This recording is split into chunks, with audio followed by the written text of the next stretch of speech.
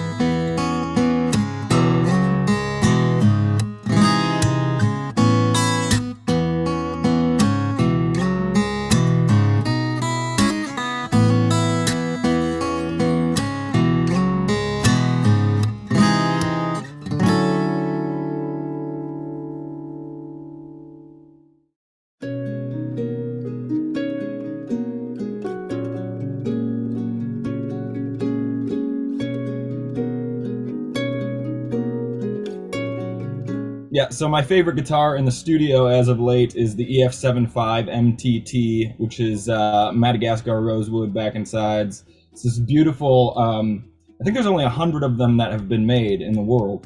And there's something magic about the low mids and kind of what happens with this milkiness and this very kind of rustic sound that comes out of it against a mic. And I would say acoustically, just up against a mic, that's my favorite sounding Takamine. It's just got a lot of character. But then live, my personal favorite lately has been the CP7 MOTT, which is one of the thermal top guitars.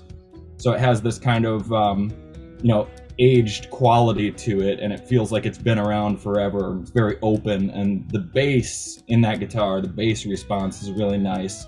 And it's kind of a bit darker compared to a lot of the other Takamines that I have.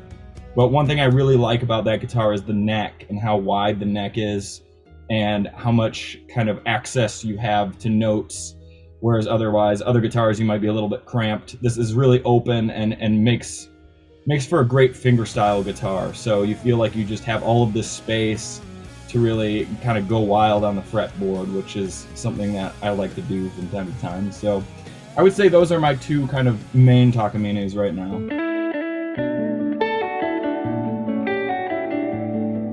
Well, I mean, Dreadnought is kind of the homepage for me. I grew up playing EF341 Dreadnought body style Takamines. So that was kind of my general idea of what a guitar should sound like, is the sound coming out of that body style. But since then, I've gotten really into the OM body style and the NEX body style. They're just a little bit more compact and kind of they feel like they carry the same amount of punch as Dreadnought, but they're just smaller and they're kind of more stylish, and I like the look of them a lot.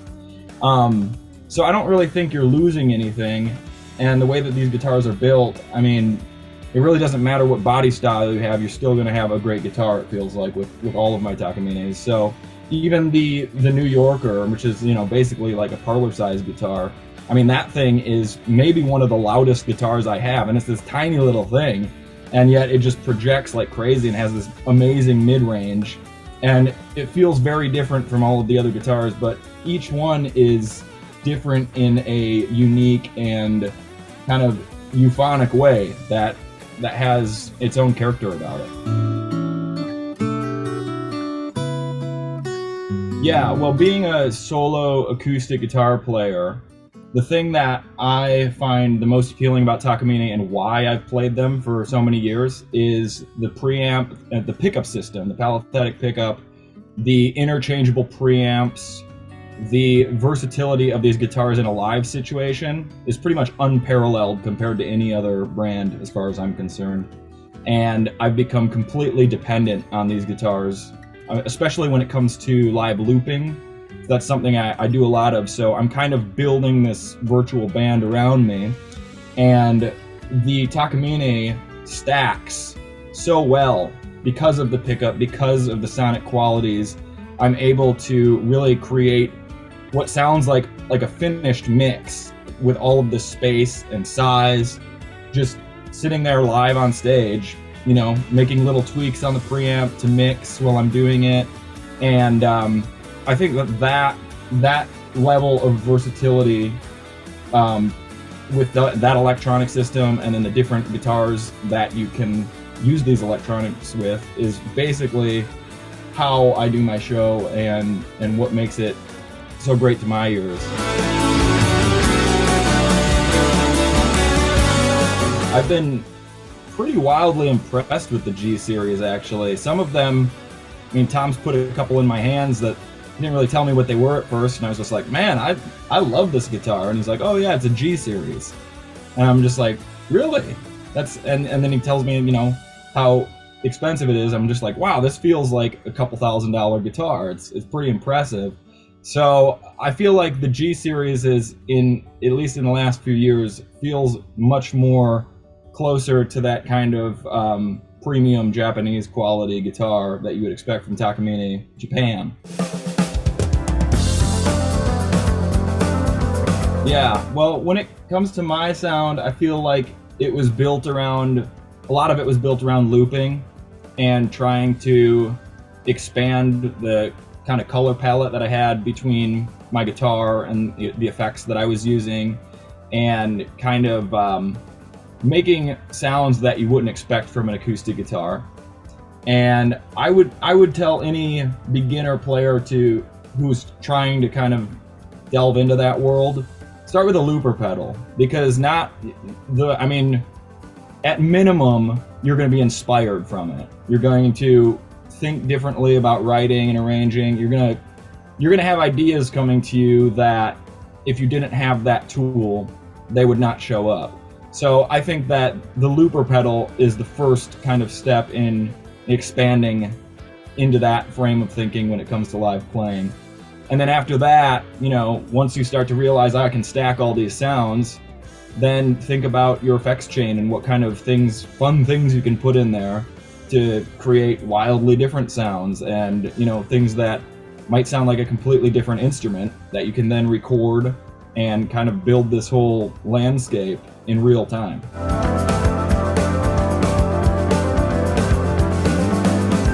I've always been inspired by visuals connected to music, and I've always kind of associated images and colors with songs and different sounds and things like that.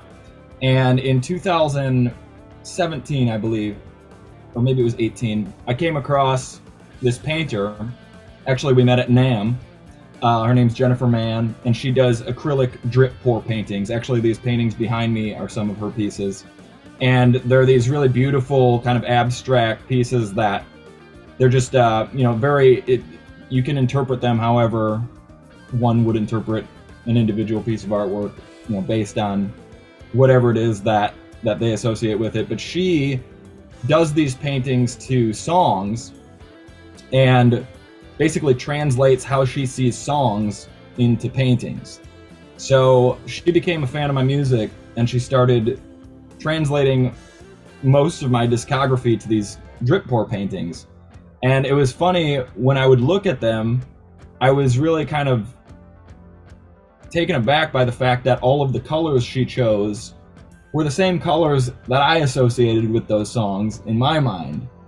And I was like, maybe there's something to this here. Maybe there is some kind of actual neuro-association between colors and certain sounds and, you know, certain melodic content. So I was really impressed by her work, and then she had painted almost all of my discography and actually came to me personally and asked if I would create some songs specifically for her to paint to. So we started out with 2 songs, and she just said, go wild, do whatever you want, and I'll just paint it. And so I was like, okay, this is interesting, kind of free reign to do whatever it is I want to do. So I started with these 2 tracks, and she painted them, and they were beautiful and very much in line with how I kind of saw the songs.